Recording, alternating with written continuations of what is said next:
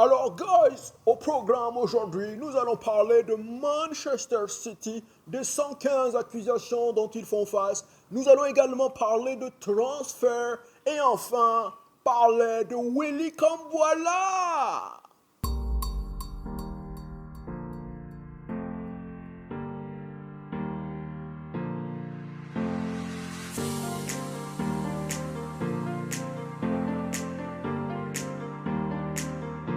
Alors guys, il y a un dicton qui dit que la meilleure défense, c'est l'attaque. Aujourd'hui, Manchester City voudrait contre-attaquer et souhaiterait porter plainte contre la Première Ligue dans le but de faire sauter les 115 accusations dont elles font face. Alors déjà, nous allons commencer par expliquer les 115 accusations. Pas toutes, mais la plupart d'entre elles sont dues à des sponsors. Il y a une règle qui dit que vous n'avez pas le droit de dépenser plus que ce que vous gagnez. Par exemple, Manchester United aujourd'hui, nous avons des sponsors comme Adidas, des sponsors comme Awon, comme Chevrolet. Nous touchons à peu près 100 millions avec Adidas, 50 millions avec Chevrolet, tout ça. Donc, ce sont de l'argent que nous gagnons avec bien sûr les tickets et autres, les ventes des maillots. Ce sont de l'argent que nous gagnons et donc qui nous permettent en réalité de faire notre mercato. En revanche, 5 des 12 sponsors de Manchester City appartiennent à Abu Dhabi. Par exemple, Etihad. Le problème de Manchester City, c'est quoi? C'est qu'aujourd'hui, Manchester City arrive parfois à déclarer des chiffres totalement fous. L'année dernière, ils ont mis des chiffres, un chiffre d'affaires record, soi-disant, qui était aussi élevé que le Real de Madrid. Le problème qui se pose, c'est que City est loin, très loin d'avoir le même nombre de supporters. C'est-à-dire que parfois même, ils ont un stade de 50 000 places, si je ne m'abuse. Même le stade de 50 000 places, ils n'arrivent pas à le remplir. Contrairement à des clubs comme Barcelone, Manchester, Real, Bayern et autres. Donc, comment est-ce qu'ils expliquent des chiffres aussi fous? Tout simplement parce que selon City, ils devraient pouvoir mettre les chiffres qu'ils veulent. C'est-à-dire que l'un de leurs sponsors, c'est Etihad, donc ils pouvaient mettre, s'ils le veulent, que Etihad sponsorise Manchester City de 200 millions, par exemple. Alors que normalement, ils n'ont pas le droit. Tu devrais mettre un nombre assez révélateur, qui ne peut pas être démentiel. Et ce que fait City. Et aujourd'hui, Manchester City voudrait attaquer la Première Ligue parce que, soi-disant, les règles de la Première Ligue l'interdisent de mettre des chiffres comme ils veulent. Normalement, déjà, c'est suspect d'avoir un sponsor directement relié à son propre club. Ça passe, mais il ne faut pas exagérer non plus. Aujourd'hui, City, je pense qu'il y a un contrat Etihad où ils ont mis 175 millions, chose qui est complètement impossible. Même nous, avec Adidas, 100 millions, il n'y a aucun lien entre nous et Adidas. Donc, voilà un peu ce qui se passe. Et donc, conclusion, puisque la règle, elle dit que vous n'avez pas le droit de dépenser plus que ce que vous gagnez, cela signifie que City a donc triché parce qu'ils ont dépensé, ils ont acheté des joueurs, des De Bruyne, des Silva, des Gundogan et ainsi de suite, alors que normalement, ils n'avaient pas les moyens de le faire. Pourquoi? Parce que par rapport aux revenus qu'ils font encaisser, les maillots, les supporters, les tickets, par rapport aux sponsors de tout ce qu'ils gagnent, ils ne peuvent pas normalement dépenser autant. Donc, aujourd'hui, ils veulent porter plainte, soi-disant, pour discrimination des propriétaires des pays du Golfe. Le problème qui va se poser, c'est que beaucoup de clubs sont contre cela parce que cela signifie que tu as un pouvoir illimité, c'est un peu déloyal, tu as un pouvoir illimité et donc, parce que tu as un sponsor Etihad, parce que Etihad appartient à Abu Dhabi, si tu veux, tu peux mettre des chiffres comme sponsoring 500 millions.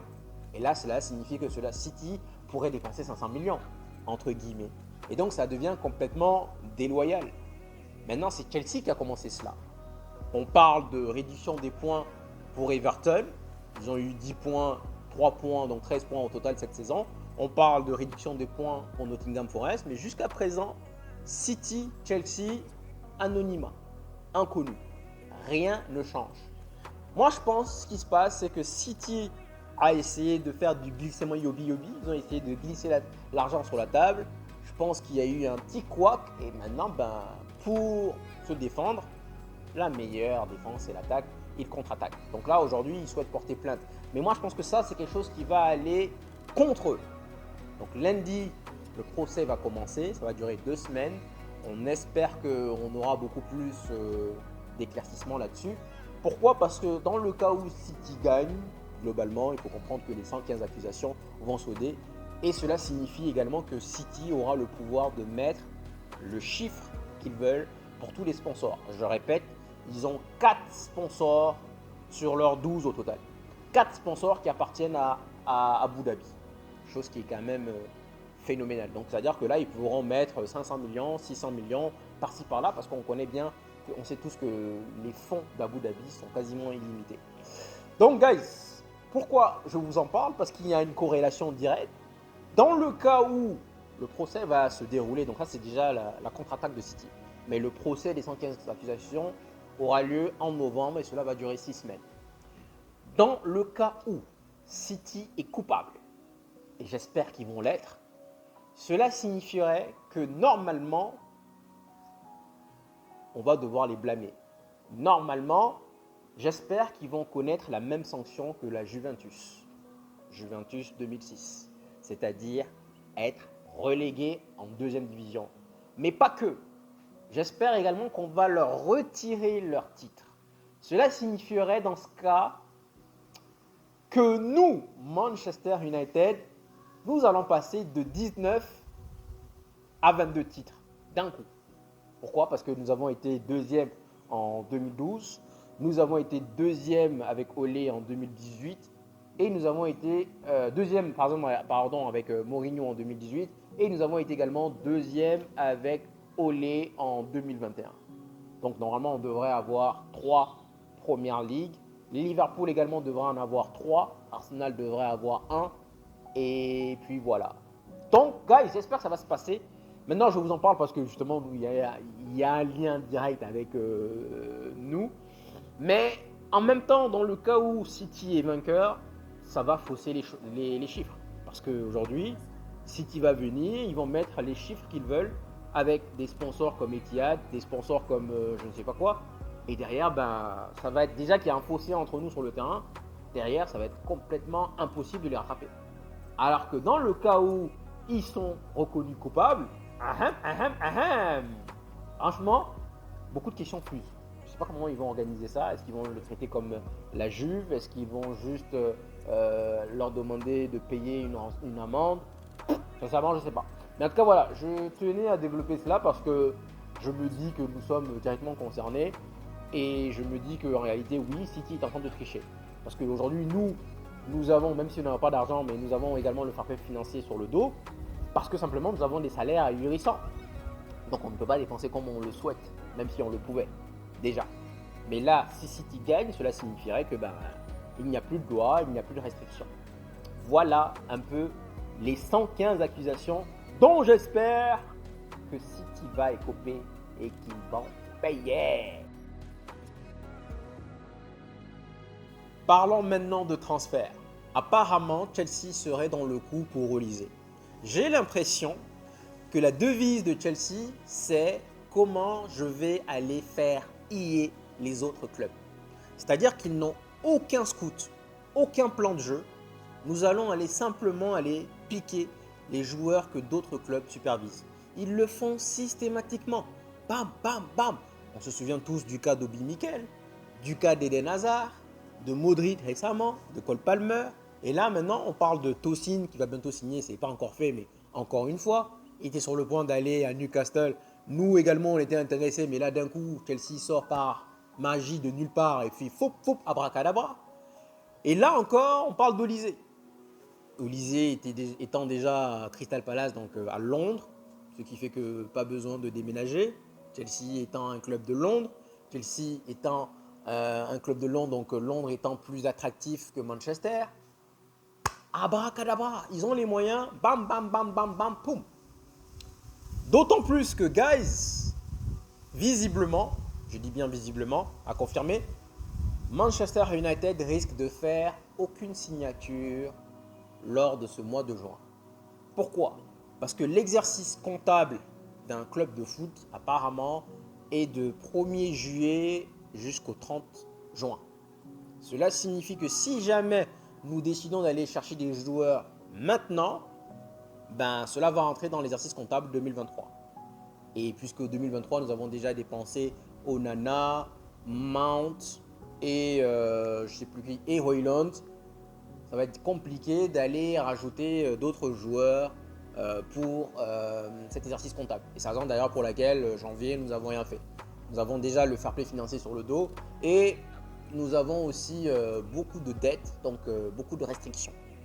Conclusion, on ne va pas faire de dépenses pendant ce mois de juin. Conclusion, on va regarder, on va aller lorgner les boutiques, on va regarder, on va saliver pendant ce mois et malheureusement on ne pourra rien faire. Donc si Chelsea souhaite prendre Olise, ils vont le prendre. Parce que nous, de toute façon, même si on le prend, on va vouloir commencer à négocier avec lui pour pouvoir le faire signer derrière en juillet. Maintenant, il y a une chose quand même qu'il faut prendre en compte, Olise est un fan du club. Personnellement, pour moi, ce n'est pas la priorité. Je le répète, moi je préfère qu'on aille droit sur nos priorités. Priorité, c'est 6 défenseurs centrales et je dirais latéral gauche. Ça, pour moi, ce sont les top 3 priorités. Ensuite, suppléant d'attaquant, un deuxième attaquant et enfin, un ailier. Donc Olise, pour moi, ce n'est pas vraiment la priorité. Donc s'il va à Chelsea, je l'aurais mauvaise parce que nous sommes dessus et cela signifie qu'on aurait pris un bon petit L. Mais sincèrement, pour moi, ce n'est pas une priorité. Mais ce qui est sûr, c'est que Chelsea, voilà, ils ont l'argent et ils ne sont pas atteints par le fair play financier. Donc, ils signent des contrats de 8 ans, de 9 ans, justement. Ils sont intelligents quand même. Hein. Ils signent des contrats de 8 ans, de 9 ans, justement pour éviter les combines du fair play financier. Donc, guys, est-ce que Olise va venir? On dit que le cœur a ses raisons que la raison ignore, mais ça va dans les deux sens. Donc, aujourd'hui, il est fan de Manchester. Mais croyez-moi que si on lui offre un contrat juteux, il ne va pas réfléchir 2 fois, quoi. Il va forcément aller à Chelsea. Mais encore une fois, cela me dérange. Chelsea, c'est vraiment des qui ne vont... Parce que ça, c'est même problématique pour eux. Ils n'ont pas forcément besoin d'ailier. Mais juste pour nous faire ils vont se jeter dessus. On verra ce qui va en découdre, mais bon. Voilà, quoi. Et enfin, je suis tombé sur une interview de Willy Kambwala, chose qui m'a amené à aller regarder ses vidéos, ses highlights. Et je dois vous dire que, guys, ce n'est pas un mauvais joueur. Je sais que je vous ai dit que je voulais de Tosin. Visiblement, c'est mort. Chelsea va s'engager avec Chelsea. Mais je dois vous avouer quand même que j'ai oublié Willy Kambwala. Il n'est pas mauvais. Dans son interview, il a dit une phrase qui m'a beaucoup plu. Il a dit, je cite, « Beaucoup de joueurs sont très talentueux, mais n'arrivent pas à s'imposer au très haut niveau parce qu'ils n'ont pas la bonne mentalité. Moi, je sais que je vais commettre beaucoup d'erreurs. Je sais que je suis là pour apprendre, mais je sais que j'ai la bonne mentalité. Je suis là pour réussir. Je veux être l'un des meilleurs défenseurs centraux. » Et ça, j'ai dit cette phrase masterclass. Je sais que je veux commettre beaucoup d'erreurs, mais je suis là pour apprendre. Et je suis là pour m'imposer en tant que meilleur défenseur qu'on ait vu, qu'on ait connu. Et ça, je me dis, masterclass, guys. Franchement, c'est quelque chose, je tiens à saluer. Pourquoi? Parce que quand il dit qu'il a la mentalité, il va faire des erreurs, il va apprendre et surtout, il a l'ambition. C'est très important parce qu'aujourd'hui, on a beaucoup de joueurs, à partir du moment où ils ont leur argent, il a l'ambition d'être l'un des meilleurs défenseurs centrales. Magnifique. Et juste après, je me suis dit, pourquoi pas, je suis allé regarder donc des highlights. Et c'est vrai qu'il avait joué contre West Ham, il n'avait pas été mauvais. Sur le coup, on avait perdu 2-0, donc du coup, tu éclipses un peu les performances individuelles, tu retiens la performance collective. Mais il n'est pas mauvais. Et c'est lui également qui jouait contre Liverpool lors du 4-3. Et il avait muselé Nunez. C'est vrai qu'on prend 3 buts, mais si on se souvient bien, cela ne vient pas vraiment dans l'axe. Cela vient plutôt côté gauche. Et sincèrement, il avait été bon contre Liverpool. Et il a également joué à Chelsea. C'est vrai également, encore une fois, qu'on perd 4-3, on prend 2 buts dans le temps additionnel alors qu'on menait 3-2. Mais encore une fois, les buts viennent sur les côtés. Ça ne vient pas forcément de son côté à lui. Donc franchement, guys, peut-être que Willy Cambola serait la solution. Pas pour être titulaire encore une fois comme Tosin, mais pour faire office de backup. Et honnêtement, j'aime bien son agressivité. Il va haut sur le terrain. J'aime bien son anticipation. J'aime bien ses tacles. Il a une très très belle lecture de jeu. Et même, parfois, il fait des transversales. Ce qui fait que on dit qu'il a des lacunes dans ce domaine-là, dans ce sens-là, sur des ballons aériens, enfin longs ballons. Mais je l'ai vu réussir quand même quelques-unes. Donc ça veut dire que c'est quelque chose, oui, qu'il a peut-être des lacunes là-dessus, mais qui peut évoluer. Ce sont les aspects sur lesquels il peut développer, qui peut évoluer. Et donc franchement, guys, je dois vous avouer que je l'ai oublié. Je l'ai occulté de mon cerveau. Et donc oui, je voulais de Tosin parce que bien sûr, il a 25 ans, 26 ans, il est beaucoup plus expérimenté. Mais guys, en termes de backup, pourquoi pas? Ce que j'aime bien avec Tosin, c'est le fait de presser haut. Tu as l'impression qu'il accule son adversaire. Et peu importe le nom. On parle de Nunez, on parle de Salah, on parle de peu importe, il va haut sur le terrain. Et je répète encore une fois, il a une excellente lecture de jeu. Donc peut-être que bon ben voilà, on n'a pas les moyens, enfin on n'a pas encore mis le coach en place et que de toute façon voilà, mais il pourrait faire l'affaire. Et en plus, il est de 2004, c'est-à-dire qu'il aura 20 ans cette année. Et franchement, guys, pour être franc avec vous, c'est parce que là, il est chez nous qu'on ne le regarde pas. Si ce même joueur-là arrivait en fin de contrat à Fulham ou à je ne sais pas où et qu'il a joué tout le long de la saison et qu'il a fait... parce que pour moi, il est pas mal. Il y a clairement un produit brut à l'intérieur. Si ce même joueur-là arrivait en fin de contrat et que jouait à Fulham, je pense que derrière, on allait jeter un œil sur lui. Mais encore une fois, comme il est déjà chez nous,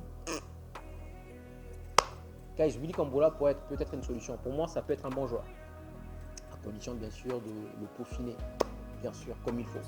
Et pour cela, il faut avoir un très très bon coach capable de le faire progresser. Donc voilà, guys. Dites-moi en commentaire qu'est-ce que vous en pensez. Dites-moi si vous estimez que j'ai oublié quelque chose. Comme d'habitude, guys, merci beaucoup. Gratitude, gratitude, gratitude. Merci à vous d'être venus jusqu'ici. Et je vous dis donc à la prochaine. Ciao, ciao.